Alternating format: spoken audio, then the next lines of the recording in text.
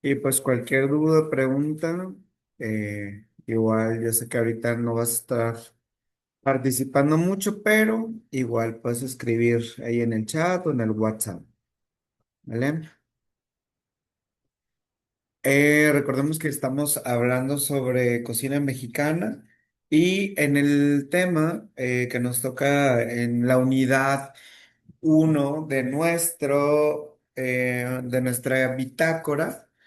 Pues hoy nos toca el tema de la cocina, bueno, los subtemas de la cocina mexicana y su constitución mestiza y la gastronomía y religión en la época colonial.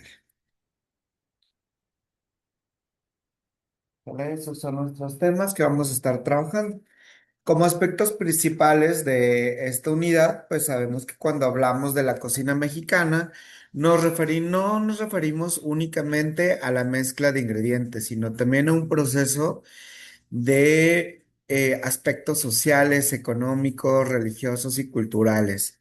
Antes de la llegada de los españoles, las civilizaciones de Mesoamérica ya poseían una gastronomía altamente desarrollada, basada en lo que es el maíz, el frijol, el chile, la calabaza, el tomate, cacao, vainilla, amaranto e insectos, entre muchos otros recursos que aprovechaban de la madre naturaleza. Con la conquista, que se inició en 1519, se comenzó uno de los procesos de intercambios alimentarios más importantes de la historia mundial.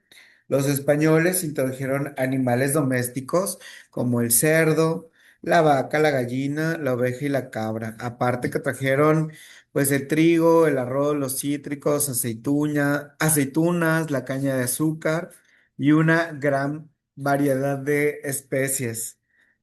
Sin embargo, el mestizaje culinario no fue una simple sustitución de alimentos indígenas y europeos. Por el contrario, ambos sistemas alimentarios comenzaron a fusionarse lentamente. Los pueblos indígenas se adaptaron a los nuevos ingredientes, a sus propias formas de cocinar, mientras que los europeos incorporaron rápidamente productos americanos como el chile, el jitomate, el cacao y el maíz.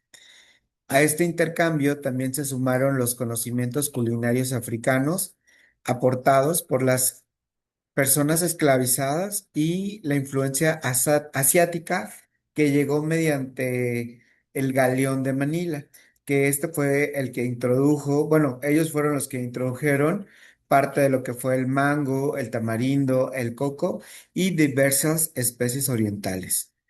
El resultado fue una cocina extraordinariamente diversa que hoy constituye uno de los mayores patrimonios culturales de México. ¿Qué fue o qué es el mestizaje culinario? Va que va. Ujú. La cocina mexicana no puede comprenderse sin estudiar primero la alimentación prehispánica, que fue toda la unidad que estuvimos viendo anteriormente. Durante miles de años, las culturas mesoamericanas desarrollaron conocimientos agrícolas muy avanzados que les permitieron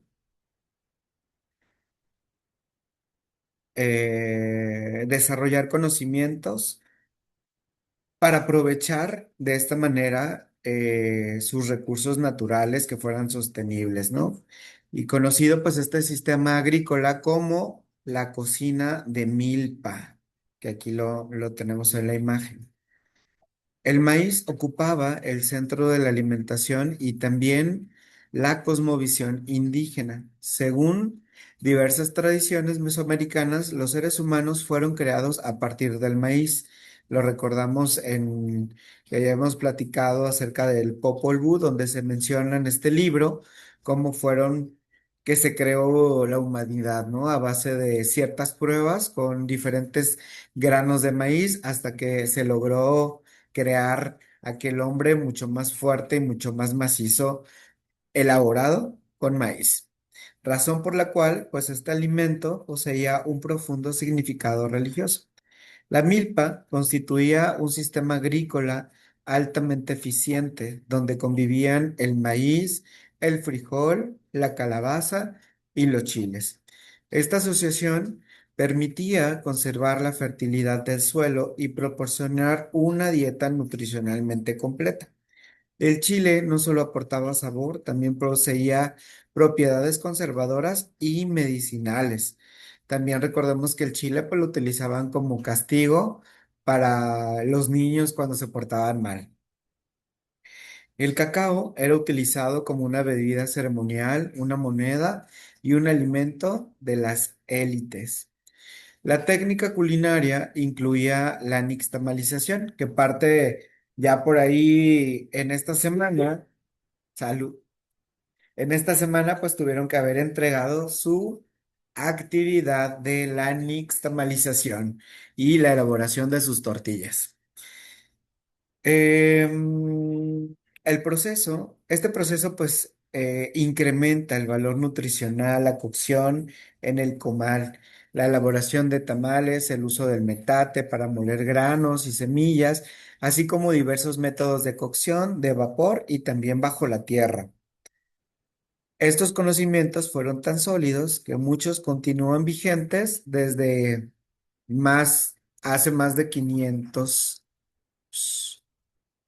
A ver, ¿qué nos ok, sí, pues estamos que a 2 días, Meli, de la entrega.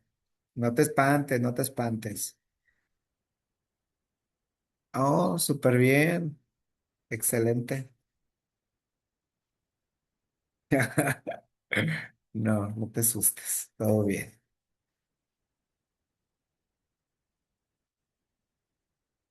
El encuentro de dos mundos culinarios transformó profundamente la historia de la alimentación mundial. Ninguna de las dos culturas conservó intacta su cocina original.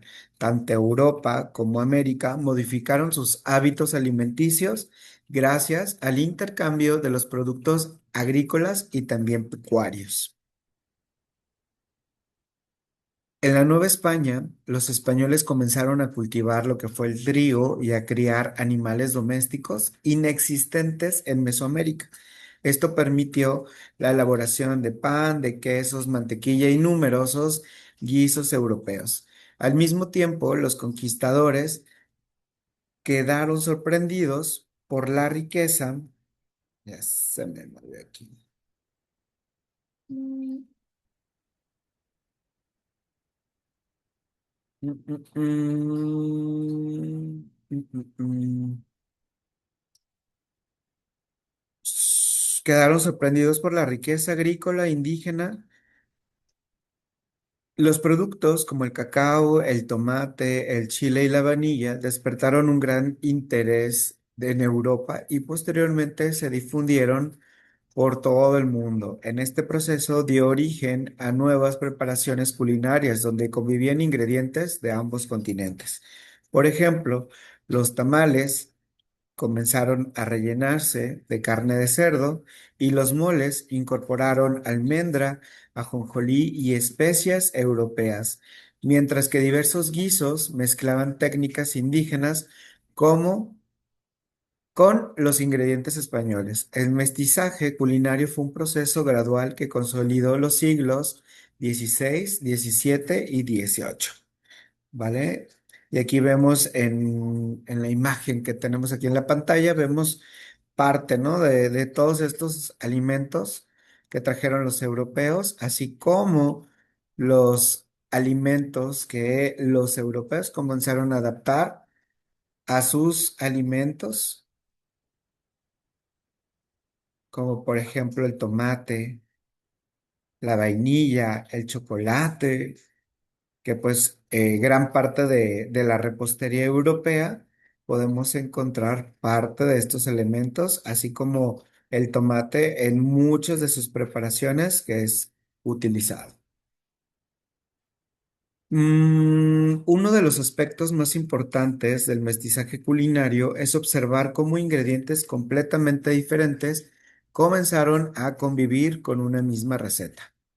Antes de la conquista, los pueblos indígenas no conocían productos lácteos ni carnes como el cerdo o la res. Tampoco utilizaban trigo ni maíz. Sin embargo, rápidamente aprendieron a incorporarlos a sus preparaciones tradicionales. Por ejemplo, las tortillas continuaron elaborándose con lo que fue el maíz, pero comenzaron a acompañarse con cerdo, queso fresco o con crema.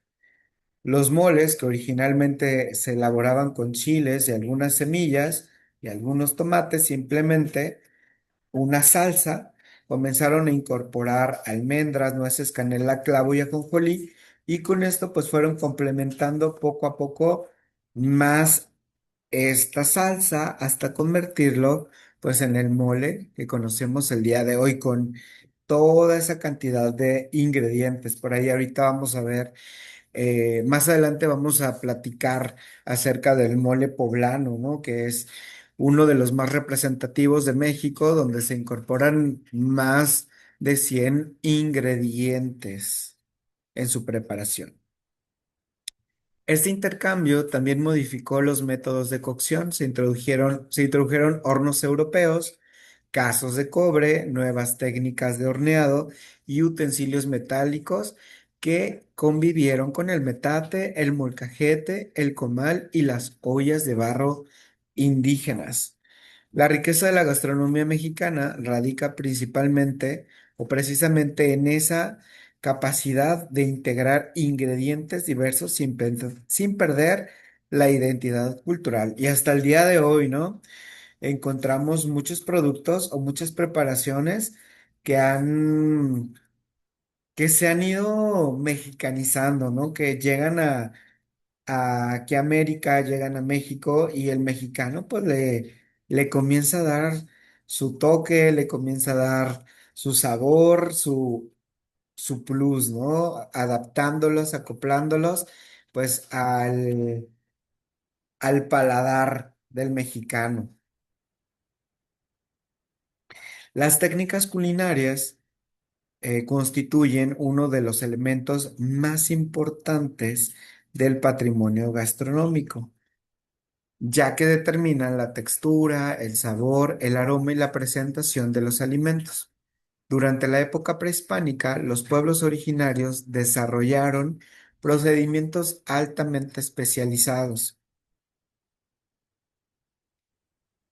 como por ejemplo la nixtamalización,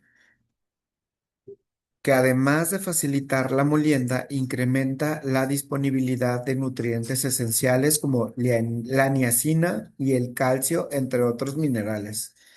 El metate y el molcajete permitían obtener unas masas, salsas y pastas de gran cantidad que en el comal de barro eran indispensables para la cocción de tortillas, chiles y semillas. Asimismo, el cocimiento al vapor mediante hojas de maíz, de plátano, que dio origen a una gran diversidad de tamales regionales. En los hornos de tierra conocidos en diferentes regiones como pib o barbacoa, permitía cocinar carnes y vegetales en calor directo, conservando su humedad y desarrollando sabores profundos. Con la llegada de los europeos se incorporaron hornos de mampostería para la elaboración de pan, de técnicas de fritura, utilizando manteca de cerdo, también la creación de estofados de larga cocción, que es parte de las características de los platillos europeos, y el método de rostizado para las aves y ganado. También surgió la repostería novohispana, impulsado por el uso del trigo, de huevos, de leche y azúcar de caña. Por ahí más adelante también vamos a hablar de la repostería y también la cocina conventual, que es el punto donde se encargan las monjas de crear, de innovar, de ir adaptando sus ingredientes y también combinándolos con los ingredientes de América. El verdadero mestizaje comenzó cuando estas técnicas comenzaron a unirse.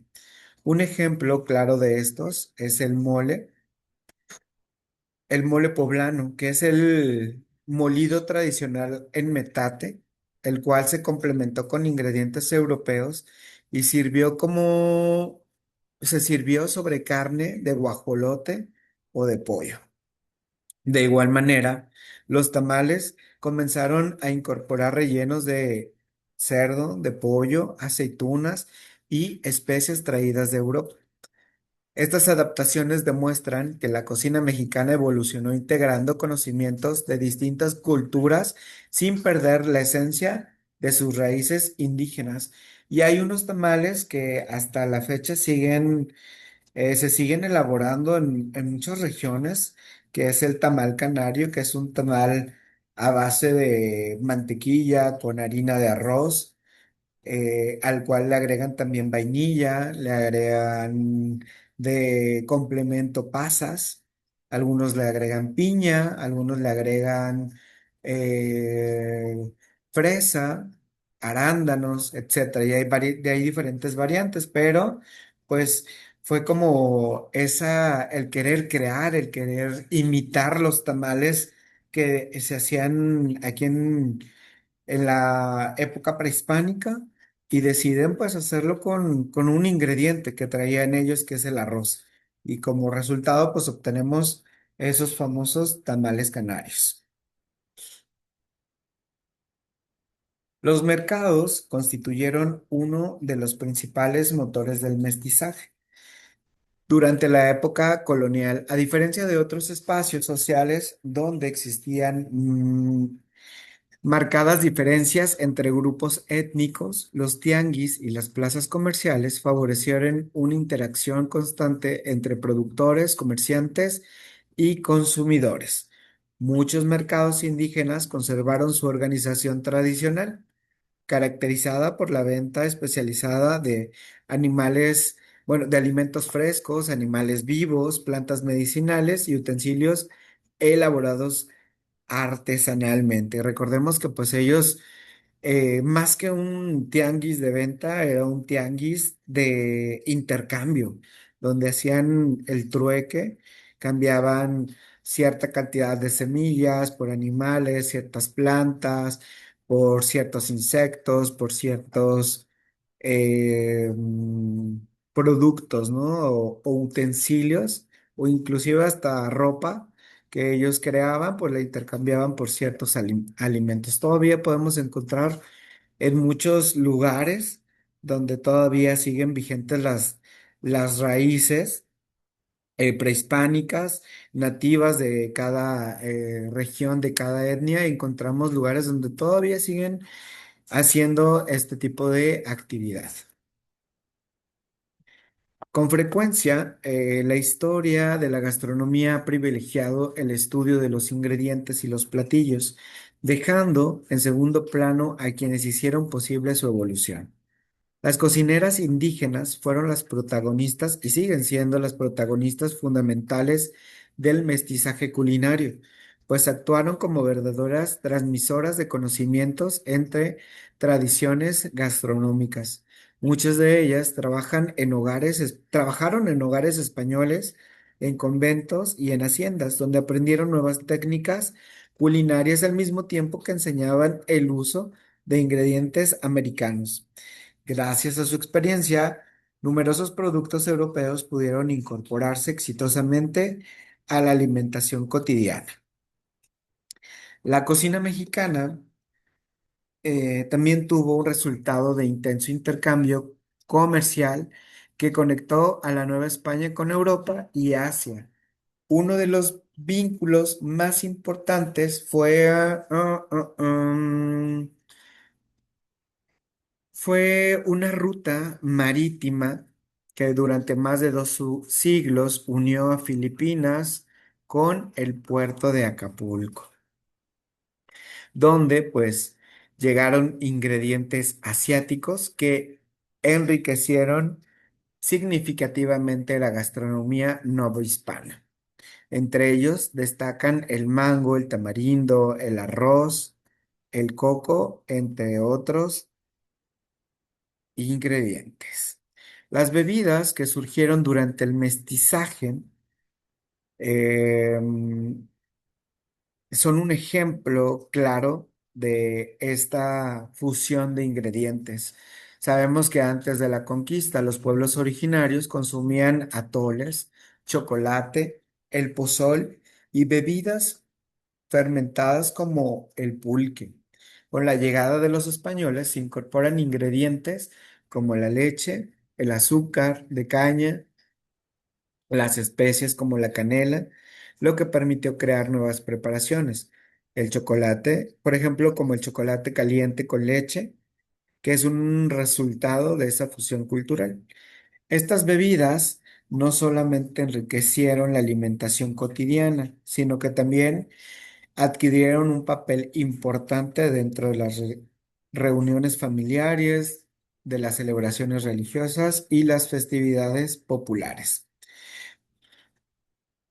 Y algunos como los que ya hemos visto anteriormente, ¿no? Que, bueno, fue su origen o cómo los preparaban y cómo los conocemos actualmente, ¿no? Que el atole al cual se le agrega ya una raja de canela, que le podemos encontrar el champurrado, que ya se le incorporó chocolate, el clavo, comino, etcétera. El ponche de frutas con frutas tanto americanos como europeas, las aguas frescas que se endulzan ahora con la caña de azúcar y aquellas bebidas fermentadas que se van adaptando, ¿no? Como por ejemplo el tepache, como la tuba, como el pozol, etcétera, entre otros, el chilate, entre otras bebidas.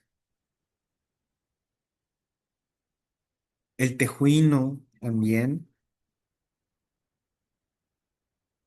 Sabemos que también con la llegada del ganado, pues se representó o se hizo un cambio importante en en la alimentación novohispana.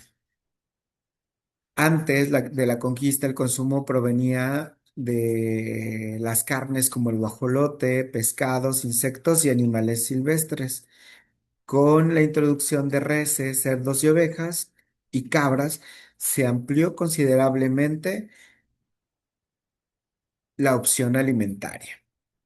Sí.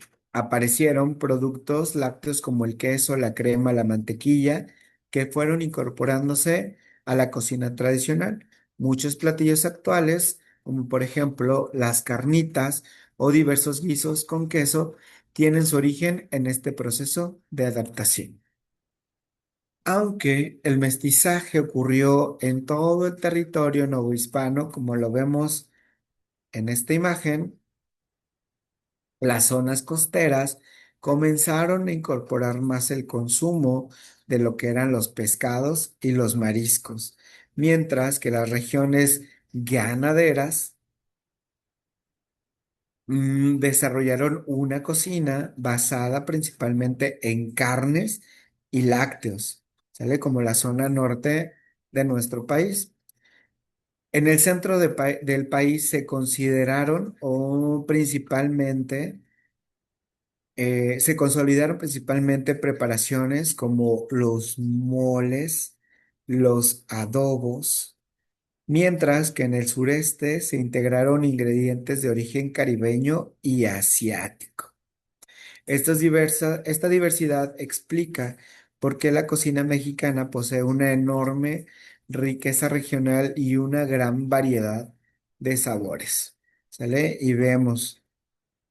Aquí desde la parte sur, vemos aquí en la península de Yucatán, vemos la cochinita pibil, vemos el uso de ciertos pescados como el cazón, esta preparación del tiquinzic, el peje lagarto,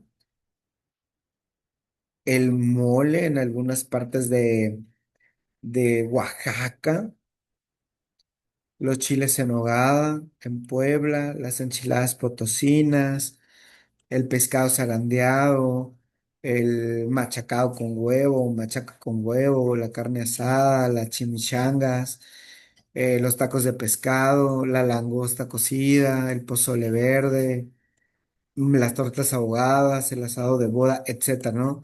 Ciertas preparaciones que son representativas de cada uno de los estados que igual en la cocina mexicana 2 que vamos a estar viendo el segundo cuatrimestre, todas estas preparaciones las vamos a estar elaborando.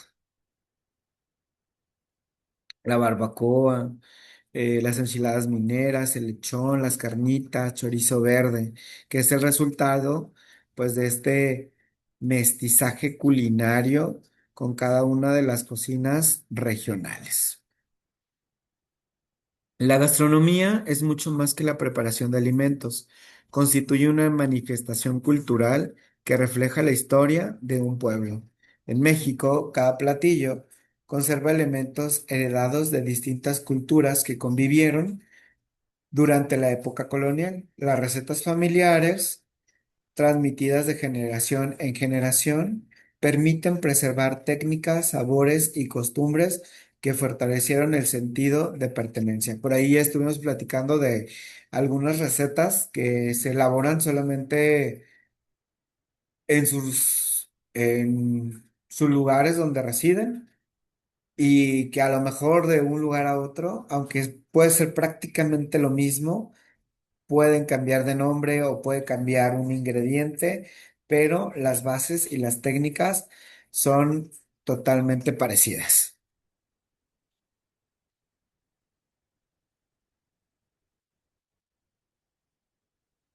Durante el virreinato, la religión católica, que era la que organizaba gran parte de la vida social, influyó en la alimentación, ya que establecía días de ayuno y días de abstinencia, especialmente en el periodo de Cuaresma y la Semana Santa.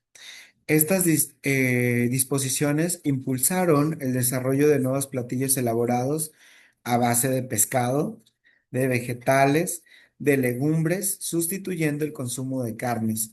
Además, muchas festividades religiosas incluían comidas especiales que fortalecían la convivencia familiar y comunitaria. La gastronomía se convirtió en un medio para expresar la fe y conservar las tradiciones. Y por ahí vemos, ¿no? Que durante este periodo de la cuaresma, pues comienza con un miércoles de ceniza y después hay ciertos viernes donde no se consumen carnes rojas, ¿no? Se hace ese cambio por pescados, por carnes blancas o por hacer ayunos hasta que pasa todo ese tiempo de la Semana Santa y ya se vuelve a consumir después del Sábado Santo, se comienza a consumir lo que es carnes rojas. Los conventos fueron espacios donde la gastronomía alcanzó un importante desarrollo. Las religiosas administraban las cocinas organizadas y contaban con huertos, molinos y hornos para preparar lo que eran los alimentos, destinados a la comunidad y a los visitantes. Entre los lugares surgieron numerosos dulces, panes y platillos que forman parte de la cocina tradicional mexicana. La combinación de ingredientes europeos con productos locales permitió recetas originales que posteriormente se difundieron entre la población. Ejemplo de también el simbolismo dentro de los alimentos tenía un significado importante. El pan y el vino ocupaban un lugar central dentro de las ceremonias. Sale y tal como lo vemos aquí dentro de este altar o de esta ofrenda. Sabemos que el pan que se coloca y que se hace especialmente durante esas fechas, pues tiene un significado. Y poco a poco todo esto pues se fue incorporando en las festividades patronales y las celebraciones comunitarias. El chocolate era una bebida apreciada en reuniones importantes y los dulces conventuales que se ofrecían como obsequios durante las diversas festividades religiosas. Estas costumbres fortalecieron la relación entre la gastronomía y la vida social la vida espiritual dentro de la sociedad novohispana. Entonces encontramos el pan como un símbolo de vida, el vino dentro de las ceremonias religiosas, en los dulces conventuales también como como como una gratificación, como un premio. Los tamales como también parte de estas fiestas patronales y el chocolate, pues que se utilizaba en aquellas reuniones religiosas. Durante la cuaresma, como ya lo hemos mencionado, está prohibido consumir carnes rojas en diferentes zonas del país, por lo que las familias desarrollaron una gran variedad de platillos, utilizando pescados, mariscos, verduras y legumbres. Surgieron recetas que hoy forman parte de la tradición culinaria mexicana, como las tortitas de camarón, los romeritos, la capirotada y diferentes preparaciones a base de bacalao. Estas costumbres demostraron la creatividad de los cocineros para elaborar alimentos nutritivos respetando las normas religiosas. Las religiosas aprovecharon ingredientes disponibles de la nueva hispana, aplicando y perfeccionando lo que eran sus técnicas de repostería, así como la conservación de alimentos, y comenzaron a crear diferentes dulces típicos, como por ejemplo las cocadas, los jamoncillos, las alegrías, las frutas cristalizadas, entre otros. Muchas de estas preparaciones siguen presentes en la actualidad y representan una parte importante del patrimonio gastronómico mexicano.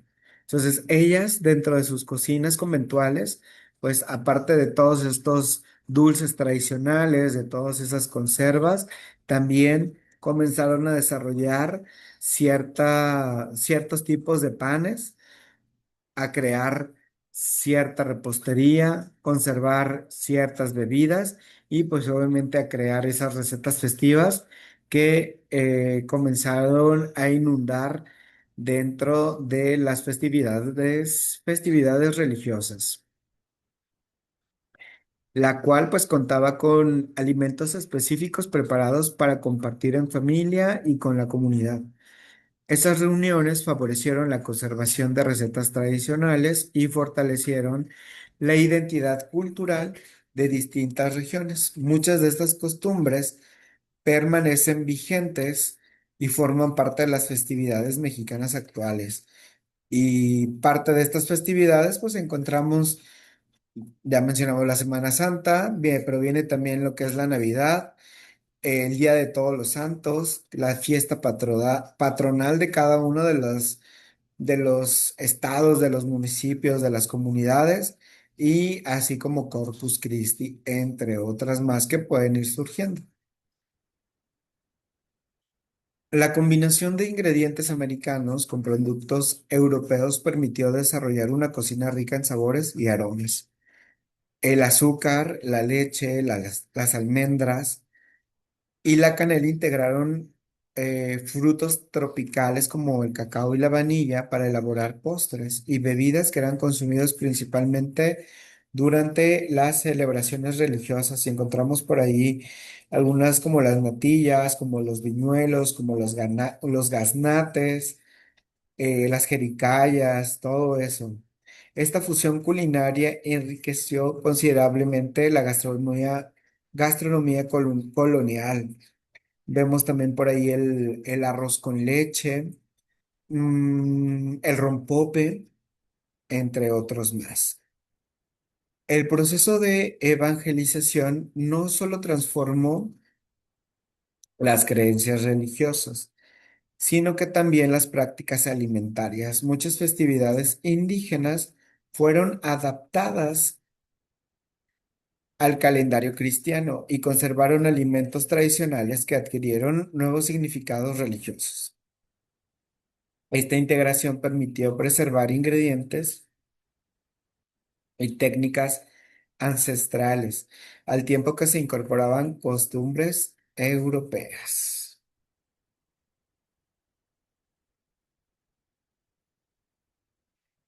La influencia de esta cocina colonial hace que recetas nuevas comienzan a crearse. Este legado demuestra que la gastronomía es un patrimonio vivo que conserva la memoria histórica de la sociedad mexicana y fortalece la identidad cultural de cada región. Como todos los platillos que vimos ahorita en el mapa, vemos ejemplo de esta cocina colonial, como el mole, los chiles en nogada, los romeritos, la capirotada, los dulces conventuales y el pan tradicional. En conclusión, vamos a tener que pues nuestra cocina mexicana que tenemos actualmente, pues tiene parte de esta integración cultural, que es parte de una evolución gastronómica, que es parte también de nuestro patrimonio gastronómico, de una identidad nacional y de aquella tradición que se comenzó a formar durante la colonia y pues que sigue vigente hasta la actualidad. Y recordemos que pues México también puede contarse a través de los alimentos.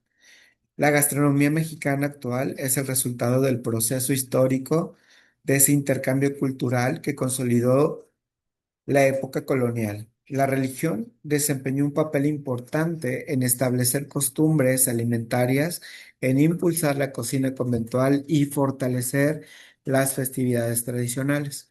Al mismo tiempo, el mestizaje permitió combinar ingredientes, técnicas y conocimientos provenientes de distintas culturas, dando origen a una cocina diversa y con identidad propia. Comprender este proceso ayuda a valorar la riqueza del patrimonio gastronómico mexicano y su importancia como elemento de identidad cultural, histórica y social. Y nuestra cocina mexicana es mucho más que un conjunto de recetas, es el reflejo vivo de siglos de historia, de encuentros culturales, de transformación social, que cada ingrediente, cada técnica y platillo conserva la memoria del pueblo originario, la influencia europea, los aportes africanos y asiáticos, así como un papel que desempeñó la religión durante la época colonial. Comprender el origen del mestizaje culinario nos permite reconocer la gastronomía en una expresión de identidad, de patrimonio y de diversidad cultural. Como futuros profesionales de la gastronomía es fundamental que preserven este legado, que respeten las tradiciones y al mismo tiempo que innoven con responsabilidad para que las nuevas generaciones continúen valorando una de las cocinas más ricas y reconocidas del mundo. Conocer el pasado de nuestra cocina es comprender quiénes somos, preservar sus tradiciones es asegurar que su historia continúe y viva en cada mesa de nuestras generaciones. Pues vamos a dejar del día de hoy hasta aquí nuestra asesoría. Les voy a enviar las preguntas de el día de hoy.